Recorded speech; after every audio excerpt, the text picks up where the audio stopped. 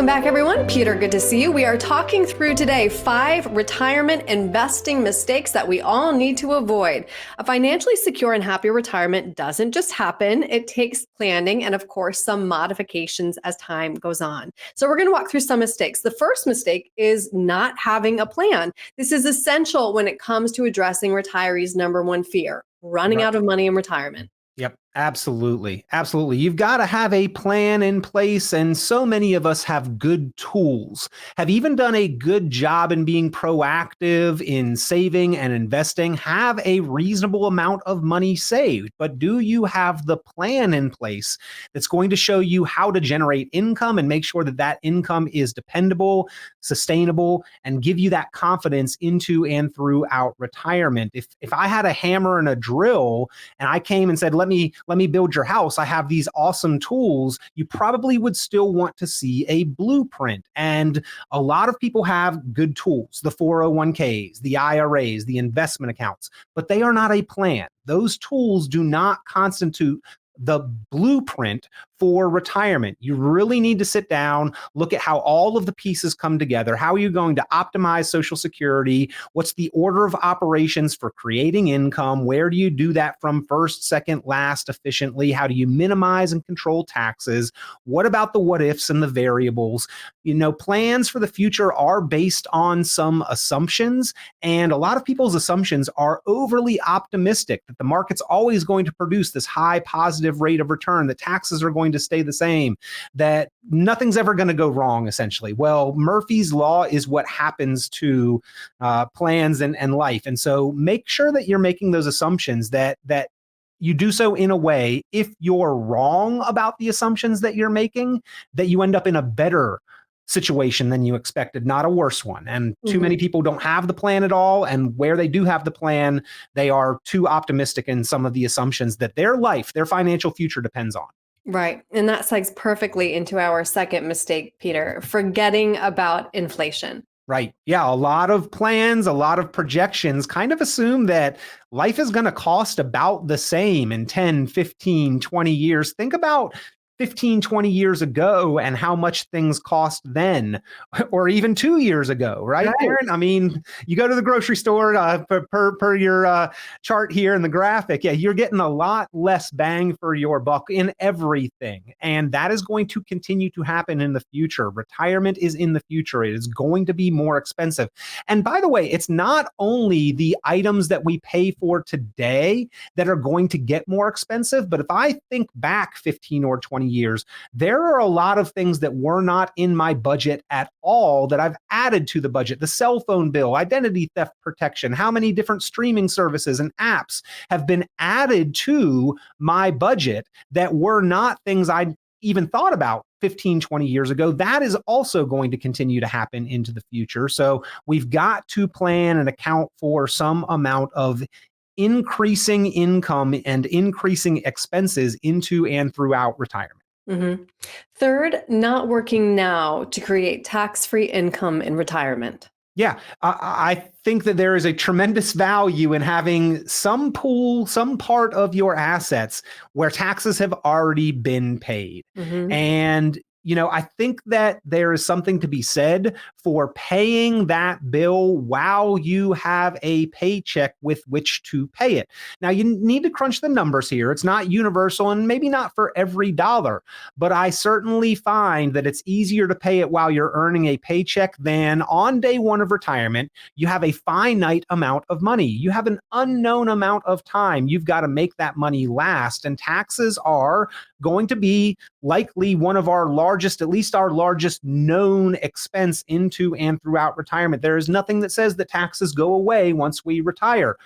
That takes strategic planning. If you want to control and manage taxes, you've got to do so. And too many people look at that lump sum on day one of retirement, but forget, I call it the gross planning mistake, forget that that is a gross number and that they've got to account for the IRS and the tax bill and the Department of Revenue before they even get to spend a dollar that they withdraw from those retirement accounts. So don't forget to think about taxation, and where possible, build up some tax-free pool of assets for yourself to draw from. income, because it can help in a number of ways. Social Security, it can help with your Medicare, because that's means tested. IRMA, having some Roth money, having some tax-free money, having some after-tax money to complement and supplement your tax-deferred retirement nest egg certainly can be of benefit and value.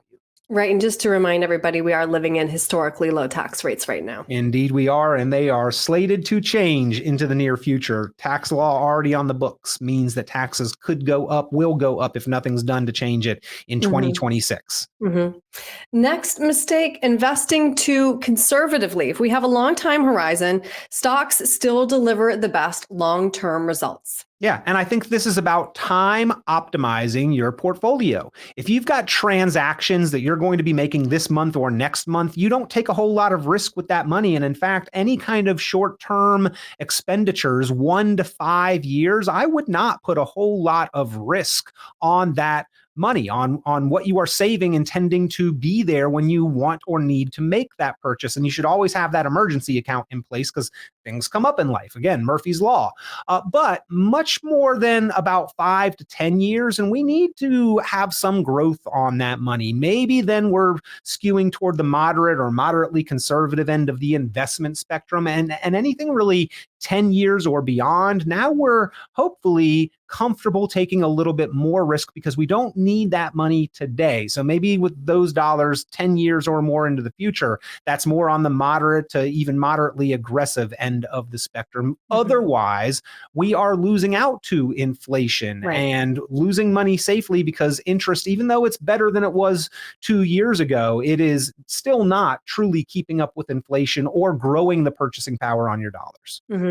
On the other hand, though, as we near retirement, we can't be taking on too much risk. Right. And I think that this is where, unfortunately, there have been life and retirement altering circumstances for retirees from a force that is outside of any of our individual control, large market downturns. If the money that you need to live on, in other words, liquidate from your account savings and investments in the next 1 to 5 years, is at risk and the market takes a precipitous drop, that can impact the entire trajectory of your retirement. Now you're liquidating dollars that you did not intend to need to liquidate 4, 5, 10, 15 years into the future, and you're liquidating a larger percentage of your portfolio value, locking in losses, which we never want to do, and removing those dollars' ability to recover when the market does turn around. So we need to have a time optimized portfolio. We need to have now money. We need to have available money. We need to have more long-term money. But we need to understand in retirement, the reality is that most people are net sellers of assets in order to create the income that they need. And so we don't want those assets to be exposed to large amounts of risk if we know we're going to need it in the near future, and not give them time to recover. Right. Glad we got to talk through these mistakes. Some we just forget about. It's important to have that reminder. But if anybody has questions, Peter, how can they get a hold of you? Yeah, feel free to give us a call. We do put together the optimized retirement plan for individuals, for folks, for couples. No cost, no obligation. This is an outline of your plan, looking at income, investments, taxes, healthcare, and legacy. And we go that far in the process with no cost, no obligation to you, and then decide if there are things that we can do to help make that plan happen and put it in place along with you. So if you'd like to take advantage of that, getting that written document, the optimized retirement plan, give us a call, 919-300-5886, 919-300-5886, or you can go online. richonplanning.com is what it looks like. It's my last name, Richon, but it's richonplanning.com. You can email me, Peter, at richonplanning.com. All right, Peter, thank you. It is always a pleasure, Erin. Thank you.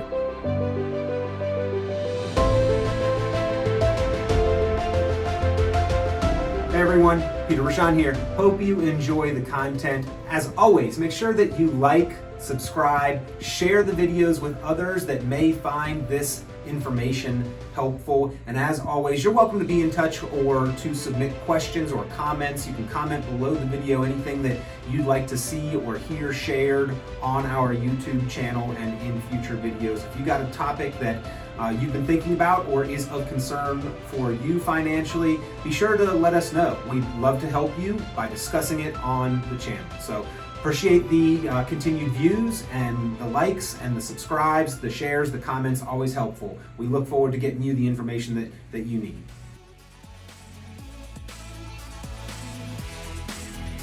This has been Planning Matters Radio.